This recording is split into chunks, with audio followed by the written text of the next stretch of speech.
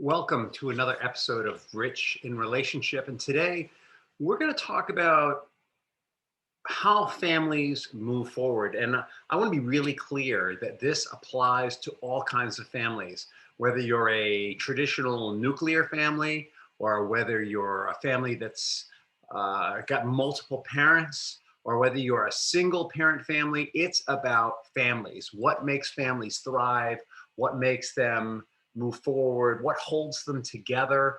What's the engine that drives them? And how do they measure where they're going? These are the things we're going to talk about today. And it's super important because families tend to forget these things. They get lost in the day-to-day operation. So this is what I would call like the 300 foot, 10,000 foot view of family. And when you're looking at your family, you want to have not only, is everyone healthy? My kids okay? But you want to have the 10,000 foot view as well. So let's begin with the most basic component of family. The most basic component of really individuality in family is well-being. Positive psychology studies show that when certain components are in place, our sense of well-being or happiness is higher. Now, I'm not going to get into a discussion about whether well-being is the same thing as happiness, but let's just get that well-being means that we are under minimal stress and we're feeling healthy and strong, right? So if you're going to move forward as an individual or as a family, you need to be feeling healthy and strong. That's what we're calling well-being today. What are the components of well-being? Well, before I do that, let's just make sure we have all the components in place. So the first component is well-being. The second component we're going to talk about today is family glue, what holds a family together. The third component is going to be about what moves a family forward in life. And the fourth component is how do you measure whether you're moving where you want to move. All right, so back to this first component, well-being. For an individual, well-being is contingent on sleep, eating, exercising, challenging your mind, body, and spirit, basically taking care of your mind, body, and spirit in different ways. So there's all kinds of positive psychology studies that show that, for example, individuals who are part of an outside organization, perhaps a spiritual group, have a higher sense of well-being, that individuals who have regular mindfulness, meditation, and prayer in their life have a higher sense of well-being, that people who eat well have a higher sense of well-being, people who exercise regularly, which I mentioned before, people who journal 4 times a week have a higher sense of well-being. And you can check all that out. Just Google positive psychology well-being, and you'll find like reams of scientific studies on what makes people have a sense of well-being, what makes them feel like they're grounded, like they have a foundation for moving forward in their lives. Now, the thing that's true for individuals is also true for families. The family is made up of the individual components. So first, the individual components need to be practicing well-being, practicing taking care of themselves. And then the family itself has certain things it needs to do in terms of well-being. The parents need to be first taking care of themselves and then taking care of the children. And the parents take the practices that they have in their own lives and ensure that the children have these practices in their lives as well. It's the role of the parent, right? This is obvious stuff, to make sure they know about food and health. And the problem we all encounter, and I'm now speaking as an experienced parent, is that life gets in the way with well-being. I mean, if we did all the practices that positive psychology tells us we could be doing, we might not have time for work and family. And so it's a constant balancing act. So as an individual, we find ourselves struggling with work-life balance. And then that transfers over to our relationship. When we get married, all of a sudden we've got a partner, and theoretically having a partner in our lives, we should be better equipped to balance things, except now we've got another relationship to nurture. That marital relationship, I'm not even talking about children yet, that marital relationship requires a certain amount of energy and input to be constantly moving forward. In fact, a lot of people move to divorce because they stop feeding that marital relationship. And then children come in to the picture, and it takes a ton of energy to move those children forward. And if the marriage does happen to end, or if the children are not born in a married situation and it's a more extended family, then the lines of communication get stretched. Other things that contribute to the sense of well-being is this a co-parenting relationship or a parallel parenting relationship? And so co-parenting is when two people are on the same page about what they want for their children, what they consider to be healthy for their children and their family, and they act in accordance either in their separate households or in the same household. A parallel parenting situation is one in which there's disagreement between the parents. And so one parent is feeding their children oranges and apples and multiple grains, and the other parent is feeding them Doritos and chips and hot dogs and pizza all the time. Not that those things on their own are bad. It's just like if you're doing it all the time, not so good, right? Like who doesn't like a good Dorito or a good piece of pizza? But you want to make sure that you've got apples and oranges and all that good stuff, because if you just live that way, it's not as good for your body. Your sense of well-being goes down. So you can have that parallel parenting situation in separate households or under one roof. And I've worked with plenty of couples who are living parallel parenting under the same roof, just so you know that that's possible. And it is not unusual for couples, in fact, when they have children, to move into this sort of parallel lives stance. And with that parallel parenting, where they're teaching their children even different sets of values. And that brings us to component 2 of the family, which is what are the internal, like inside of ourselves or inside of our family, and external structures that hold a family together. So clearly, going back to that example, if you're parallel parenting, there's disunity and disharmony. If you're co-parenting, there's greater unity and greater harmony. And the basis for that is a shared value system. Values, what's interesting about values is two people can have the same values, but they can prioritize them differently. So one person can really believe that spirituality is super important and family connection is super important and wealth is super important. But the other person might believe that wealth is super important, family connection is second, and spirituality is third. And that being out of sync in priority can cause friction if it's not understood. Because it'll appear to one parent, the parent whose spirituality is the number one value, that the other parent is a materialist. And to the other parent who's got financial success as their number one priority, the other parent will appear to be ungrounded and disconnected from reality, even though they share the same values.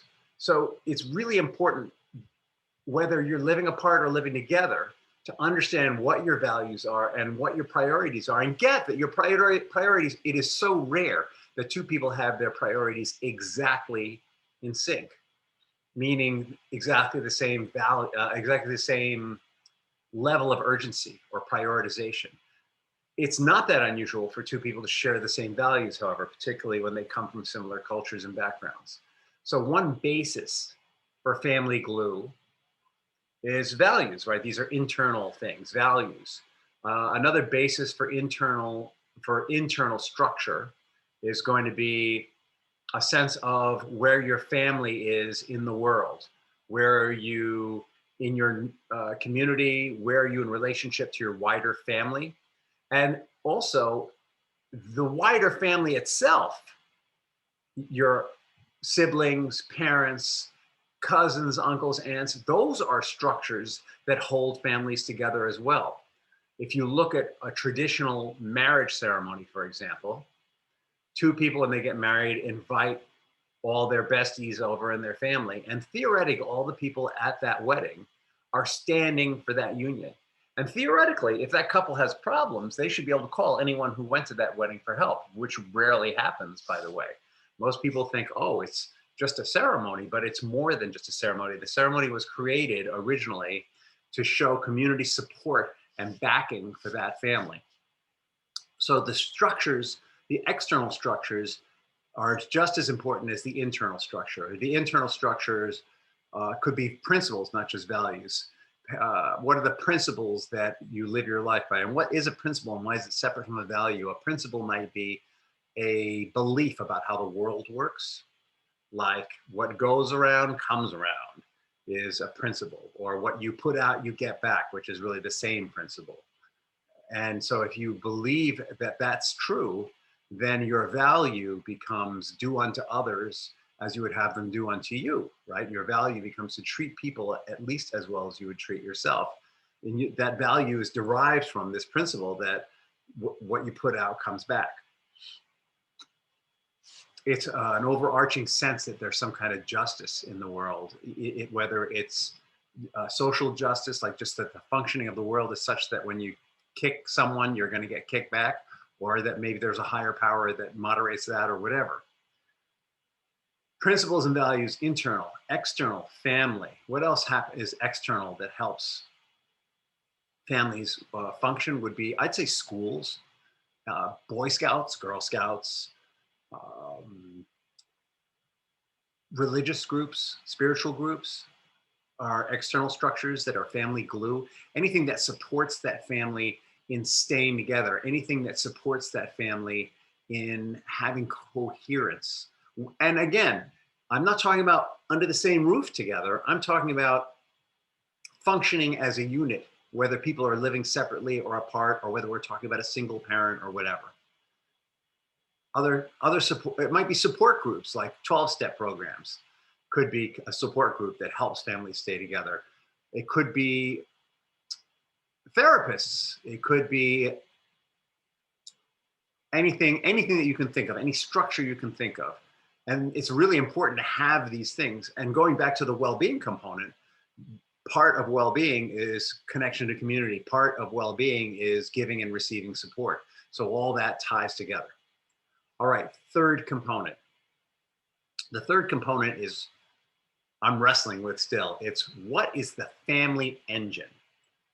So in the second component, we've got values, principles. We might even have goals in the second component. Part of what holds our family together is we have a goal. Our goal might be that our kids are going to go to college, or our goal might be to raise our kids and have them get married and have families of their own. Or our goal might be that we're going to create a foundation for our kid, or our goal, we might have sub goals, milestones in those goals. Excuse me, that we're going to go to Disney, that we're going to go to Thailand, that we're going to go skiing once a year or whatever.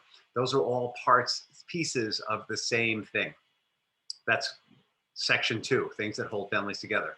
Section 3 is what moves us forward, right? What drives the engine? So things that drive the engine are work, all right? For working is something that drives the engine forward because work generates income, work generates a sense of fulfillment, work is challenging and generates personal development, or it could be managing the home. Someone has to manage the home. It could be that there's a stay-at-home dad, a stay-at-home mom, or it could be that dad is managing the home while mom works and dad works, and he's making sure that someone's there to drop the kids off and pick them up, or mom makes sure, or maybe they've divided up the jobs. But the management of the home, personal development, these are things that drive the engine, anything that makes sure that it's functioning. Who gets the food? Who cooks the food? Who prepares the food? Who cleans the house? Who buys the clothes? Who cleans the clothes? Et cetera, et cetera, et cetera. These are things that move it forward. It might also be that part of that is going to be coaches or therapists again, because to some extent, in order to stay functional, we rely on that outside support system that we talked about in section 2 in the family glue to keep us moving also. They not only help us hold together, but those supports help us to move forward. They help us to make stuff happen. And all families generally have financial goals that they're reaching for in section 2. And in section 3, they're taking the action to hit those goals. If their goal is that their children should go to college, they're taking the action in section 3 to accumulate the funds that they need to do that, hopefully. Things that move the family forward: eating. Things that move the family forward: rest. Rest is really important. Part of section 1, well-being. Really need to rest. These are well-being ties into the engine running well. So well-being is the equivalent of making sure that the engine's tuned up and ready to go. And it might be making sure that the right fuel is going into the engine. The engine is all the things we do to move the family forward. And that takes us to section 4, which is the one that I think is most neglected by families. Section 4 is the dashboard, or measuring whether your family is going where you want it to. And I think the reason why so many families fail, or transform might be a better way to put it, is that they don't measure where their family is at and how it may or may not be progressing. And so what are the things that you need to measure? The starting point, as corny as this may sound, is when children are born within wedlock. Those two people, and I say that because apparently 40% of children are born out of wedlock at this point in time, right now as I speak. But when children are born in wedlock, which still represents 60% of children born on the planet, the goals, the commitments, the promises that those parents make to each other are formative. So whatever their vows are, whatever their beliefs are about that union, that commitment, that covenant, if you will, that they're making, how they measure whether they're sticking to that and how they're doing with that is huge in the success of the relationship. Very often, what happens is when people get married, they're all in love and gaga. And the act of getting married is such a huge commitment that it changes both people irrevocably. Let me say that again. When two people get married, they change forever.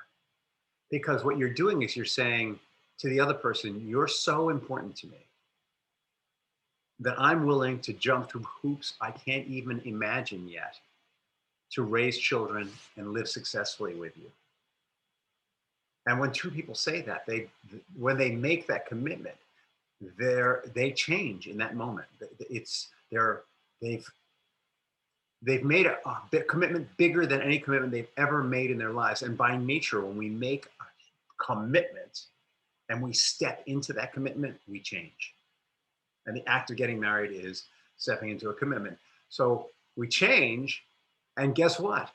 The whole relationship changes, and the falling in love thing drops off for one or both of them after a while, and life gets very real, and they get into the engine part of marriage, getting the kids to school, getting them back, feeding the family, paying the bills, getting the bigger car, living in the right neighborhood, all that stuff. And they stop measuring how their commitment to one another is doing. They stop looking at, am I showing up in a loving way even when I'm tired and exhausted?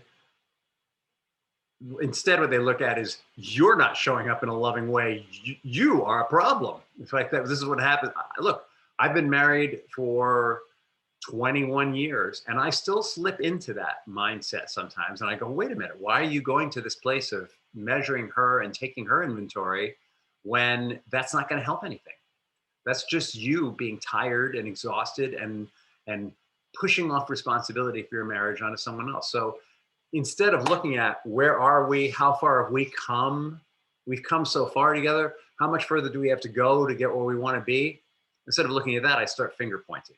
And I think we all do that. So, but if we get our eyes on that prize, what is it that we dream together? When two people get together and get married, they have a shared vision for their family. They have an idea of where they want to live. They have an idea of where they want their children to, who they want, or not so much who, but what kind of children, what kind of lives they want for their children. They have an idea of the kind of quality time that they want to spend together. They have maybe even a vague idea of what their elder years, empty nest years are going to look like together. In the beginning, that all that's present. And what happens is, as the family evolves, they either drop the ball in their relationship to each other and end up living apart, or maybe they just discover that there was something really missing in the first place and start living apart, whatever happens there. And then as they're living apart, it becomes harder and harder for them to stay focused on that shared vision for the children and for what is it going to look like when their children have children and all those things. And so they stop being able to measure. This is a very long-winded way of saying they stop being able to measure. So what are the measures? The measure has to do with vision and goals. And so it might be that you're raising your family in kind of a, I don't know, whatever shows up kind of way. In which case, you're more likely to be taken in a certain direction than to go where you want. And so my challenge to you would be, if what's missing in your life is section 2, the goals, the vision, sit down and take some time to work on those goals and vision. If you have those goals and vision, start creating a promise board or a vision board or whatever you want to call it, or talk about it. Talk about where are you going to be in your 30s? Where are you going to be in your 40s? Where are you going to be in your 50s, 60s, 70s, 80s, 90s? Assuming that you're in the best possible health. Talk about it and start measuring, how much money do I need to be in this place?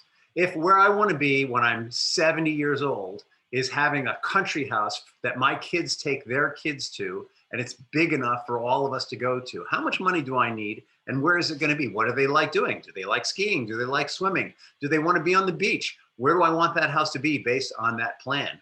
I need to be creating, in the engine part, I'm generating the money and the conversation and the interest to move towards that.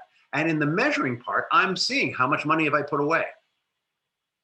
How much time have I spent looking at possible locations?